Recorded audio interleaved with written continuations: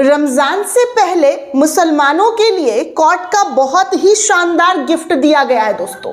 Court ने बहुत बड़ी गिफ्ट जो है मुसलमान समुदाय के लोगों को दे दिया है। नफरती चिंटू तो जलकर भुनकर आग और खाक हो रहे हैं, लेकिन इसके बावजूद दोस्तों आपको बता दूं कि कोर्ट ने आज जो फैसला दिया है, जो बातें कही है, जिस पर बड़े बड़े अधिकारियों को भी खड़ी खोटी सुना दी है, वो वाकई अपने आप में काबिल तारीफ है। क्योंकि जिन लोगों को लगता है कि भैया कोर्ट का अवमानना करके हम निकल जाएंगे, कोर्ट हमारा कुछ नहीं करेगा, जो मर्जी में आए वो कर ले, अब बस बंद।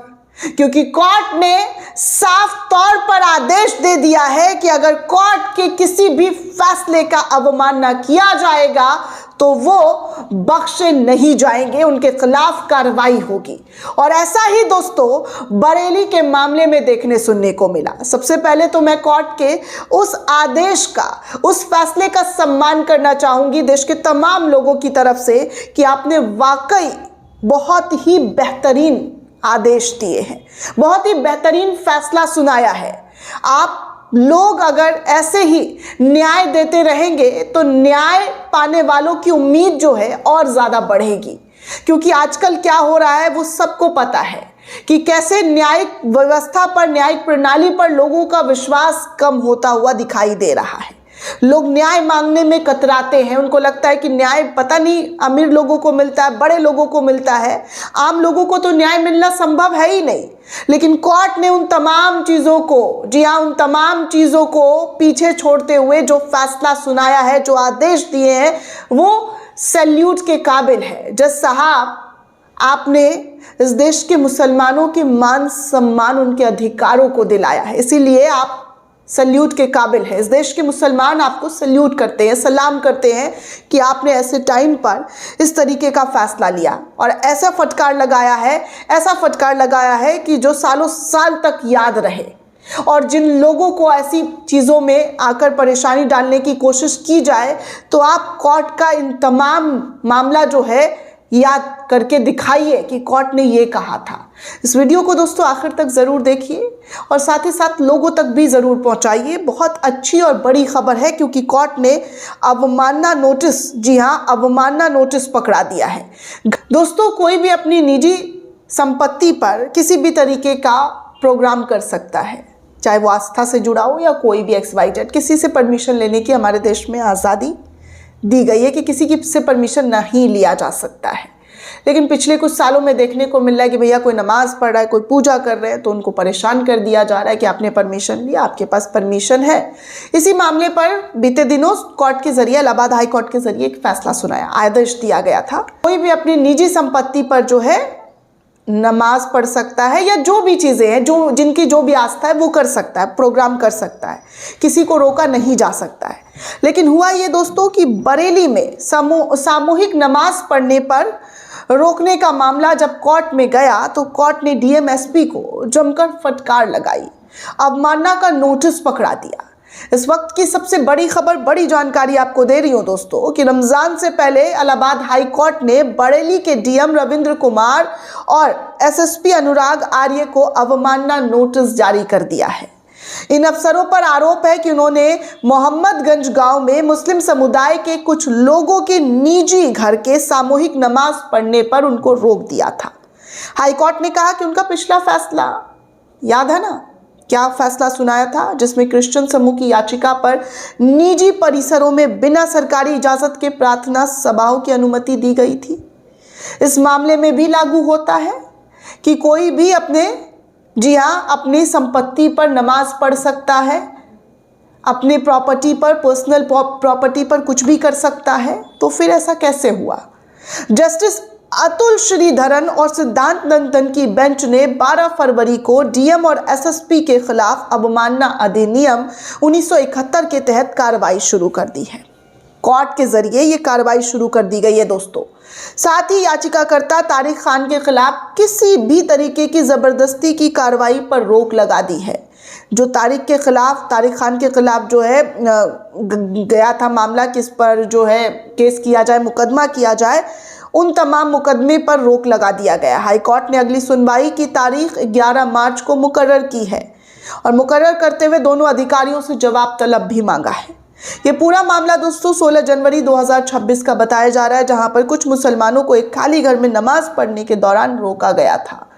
बाद में उन्हें छोड़ दिया गया था। घर की मालकिन रेशमा खान ने बताया कि उन्होंने इस सभा की इजाज़त खुद दी थी और नमाज सिर्फ उनके निजी परिसर के अंदर हो रहा था, कहीं बाहर सार्वजनिक स्थल पर नहीं किया जा रहा था, जिससे लोगों के सेंटिमेंट्स को धक्का पहुंच जाता है, जो आजकल देखने सुनने को मिलता है।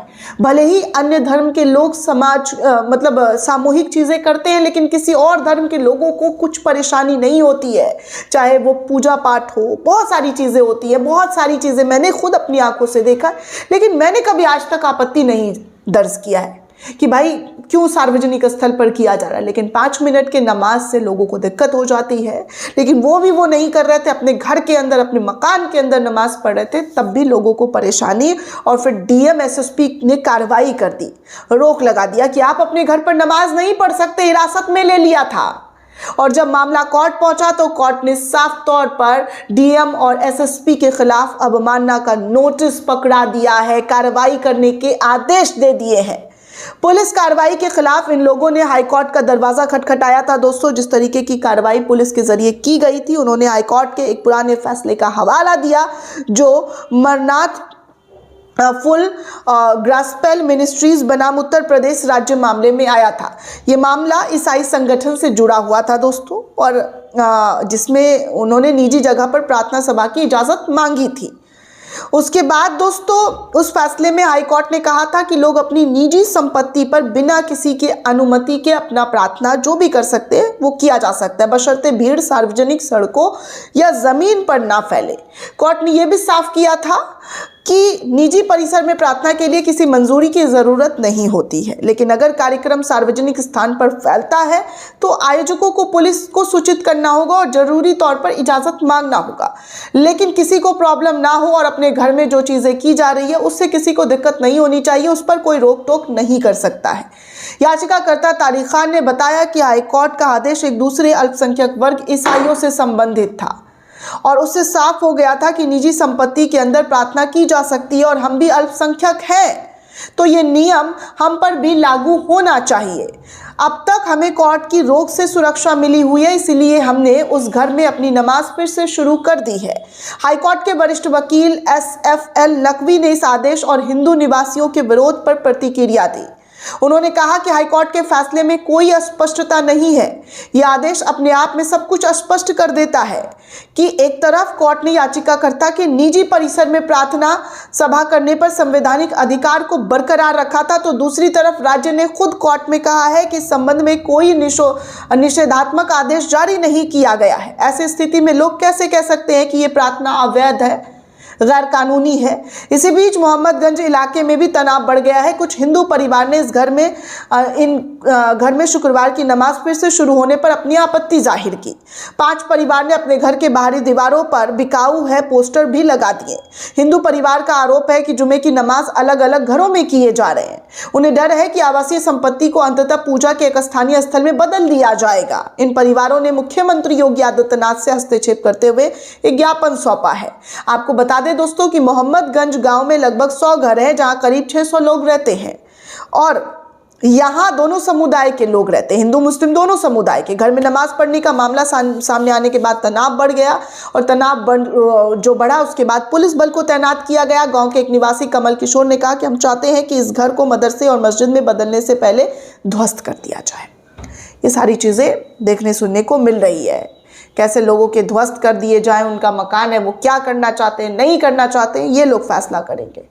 और ध्वस्त करने की भी मांग की जा रही है। बुलडोज़र, जब अपने घर पर बुलडोज़र चलता है ना, तब कैसा लगता है, किसी से पूछिएगा जाकर महोदय, क्योंकि ध्वस्त करने की बात जो कर रहे हैं ना, किसी का घर है, जी हाँ, कोई रेत या मिट्टी नहीं है जो ऐसे फेंक दिया और बिखर गया, लोगों के घर हैं, तो उनके घरों को तोड़ने के बारे में ना सोचें, जोड़ने का काम करें ना समाज में। किसी की आस्था के साथ जो आप खिलवाड़ कर रहे हैं, कोई आपकी आस्था के साथ खिलवाड़ करेगा तो कैसा लगेगा, एक सीख दे रही हूँ। इसीलिए समाज में इंसान बने, इंसानियत बरकरार रखें। ये नफरत फैलाने से कुछ नहीं होगा, कि आप उससे नफरत कर रहे हैं, वो आपसे नफरत कर रहे हैं, सिवाय घाटा और कुछ नहीं। प्यार मोहब्बत से रहिए ना। हमारा हिंदुस्तान प्यार मोहब्बत से ही हमेशा से रहा है, तो इसको बरकरार रखिए। क्या फालतू के चक्करों में पड़ रहे हैं? आप अपने घर में खुश हैं, वो अपने घर में खुश है, भाईचारगी बरकरार रखिए ना। दोस्तों, ये पूरी रिपोर्ट आपको कैसी लगी हमें कमेंट करके जरूर बताइएगा। साथ ही साथ चैनल को ज़्यादा से ज़्यादा लाइक, शेयर और सब्सक्राइब करना बिल्कुल भी ना भूलें। जय हिंद, जय भारत।